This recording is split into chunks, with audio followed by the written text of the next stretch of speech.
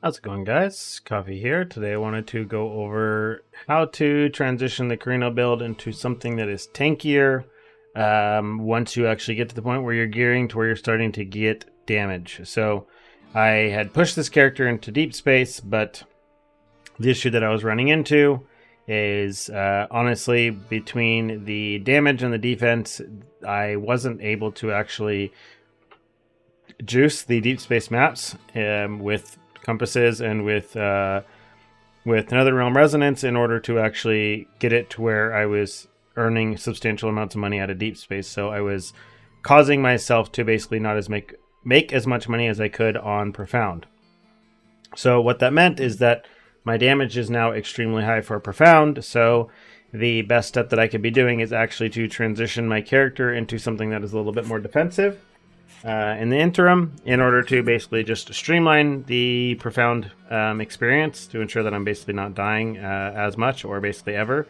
So you see here I'm actually going up in EXP on Profound for like the first time ever. I'm above 10% in 95, so that's something new. So first things first, I honestly messed up really bad when it came to crafting scepters.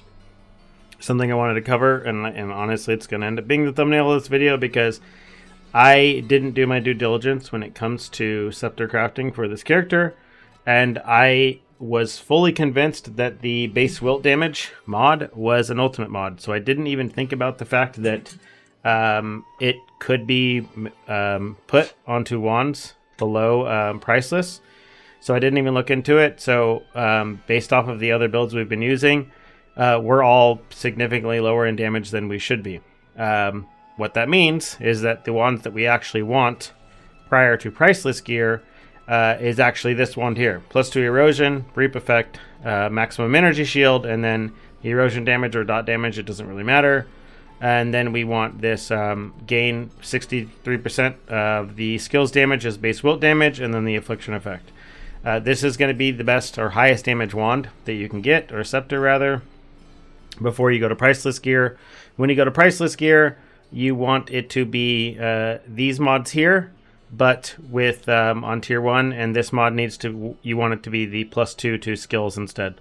So you want your +2 erosion, reap, +2 to skills, and then you want your wilt mod, reaping cooldown, recovery speed, and affliction effect. This is going to be the best or highest damage for what you can get on a priceless base, but again, it's not worth it for me to use this priceless one yet, because the fact that the erosion's not to +2, and I think because of the affliction effect as well. So that's basically where it's at, why we're not using this one here yet, but once I get these mods to tier 1, I will be using this as well.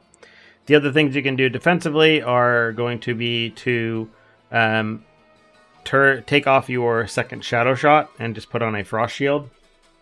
You can still put a Reaping Agony on this for your Frost Shield here. It does do a little bit of damage, so it will reap every now and then. It's probably not going to be very often. You can just use this with a activation medium spell burst. It doesn't need to be with the Wind Rhythm. I'm just leaving this on in case I want to swap it back to Shadow Shot pretty quickly. So this is something I did in order to actually push through the Supreme Showdown in order to get past the level 15 boss, as I actually put on a very defensive setup where I swapped my erosion enhancement over to precise elemental resistance, and then I again put on the frost shield, and then we are you can run this with basically a pair of aura effect candles. I'm still running the one Soul Eater candle, but if you can see in this case here, we're at 71, 74, 71 res. My erosion res should be 60, or it will be as soon as I replace my ring. I need to get a new proper ring made without this minus erosion res on it, so that's going to be my next purchase. I just don't have the money for it yet. But you guys, when you go to buy your rings, you should be able to buy them without a downside that is minus res, so keep that in mind. You'll be able to get there, and your res will be really, really good, and you'll be really, really tanky in this setup. So with this setup, using DPS pets that you can see here, this is again full DPS pets.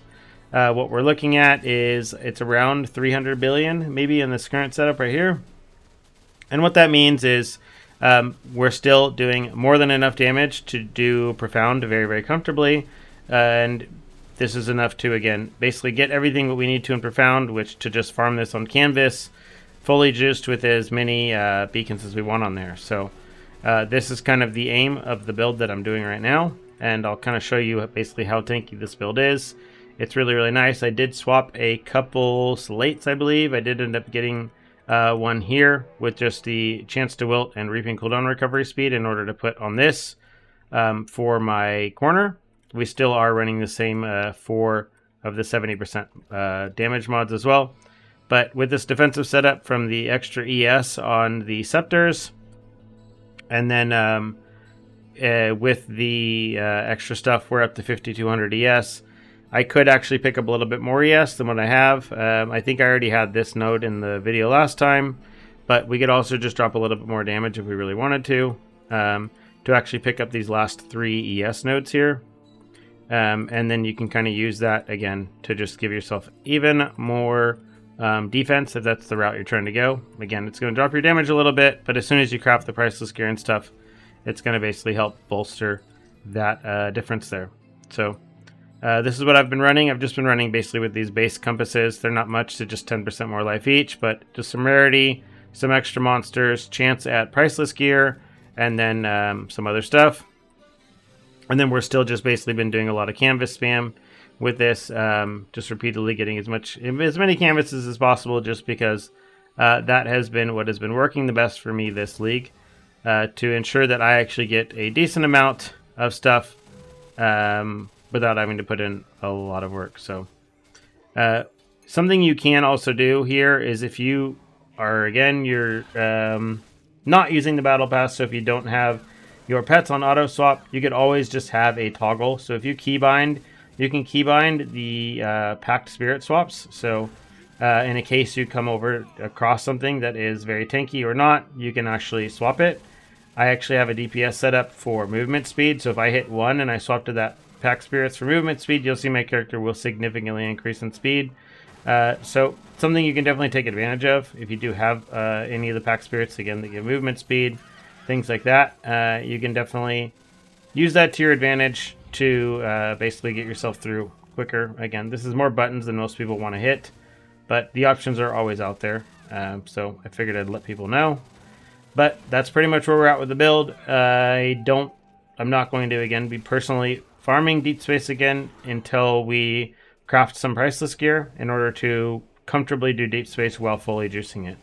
Because again, my experience with doing it without actually juicing it is it just feels like the beacons are being wasted, because you're paying 13 FE per map instead of 1 FE per map, and what that ends up turning into is that, oh, I never picked up the skill point. That's kind of funny.